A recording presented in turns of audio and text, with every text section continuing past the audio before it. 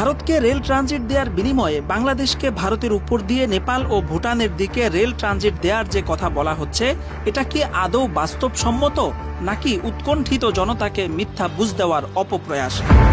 প্রথমেই একটা বিষয় আপনাকে জানতে হবে যে ভুটানে আদৌ কোনো রেল লাইনই নাই, আর নেপালে একটি মাত্র রেল লাইন আছে যার দৈর্ঘ্য মাত্র 52 কিলোমিটার। কাজেই নেপাল ও ভুটানের সাথে রেল ট্রানজিটের অর্থ হচ্ছে বাংলাদেশ থেকে ভারতের উপর দিয়ে নেপাল এবং ভুটান পর্যন্ত রেল লাইন নির্মাণ করতে হবে।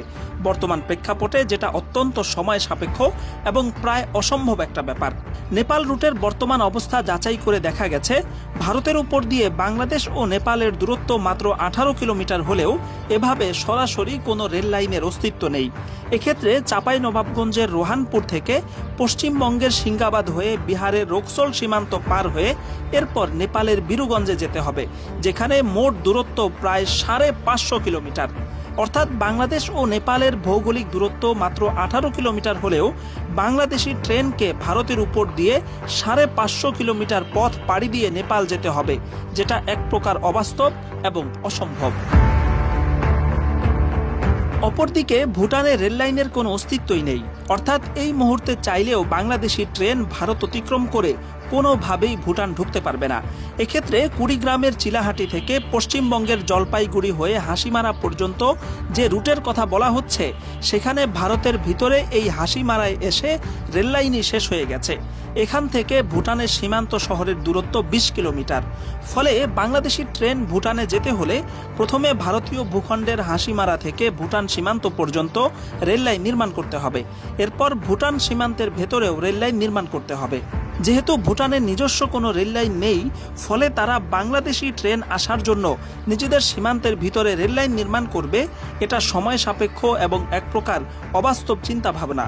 তাছাড়া যেই ভারত বাংলাদেশ থেকে নেপাল ও ভুটান যাওয়ার জন্য সড়ক পথে মাত্র 18 থেকে 40 কিলোমিটারের রাস্তার ট্রানজিট দিচ্ছে না, সেখানে বাংলাদেশি ট্রেন নেপাল ভুটান যাওয়ার জন্য তারা আলাদা করে রেললাইন বানিয়ে দিবে, এটা অকল্পনীয় একটা ব্যাপার।